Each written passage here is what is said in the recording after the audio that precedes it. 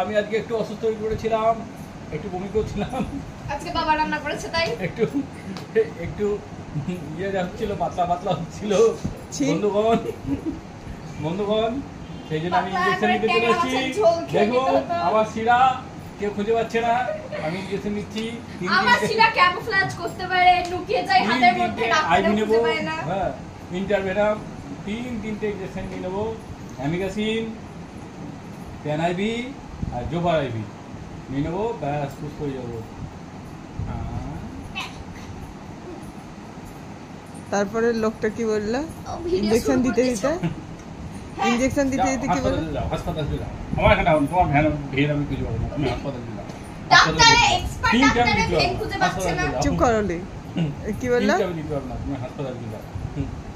দিদাপান কি বললাম? সকালবেলায় একটা মহিলা এসছে, বয়স্ক মহিলা,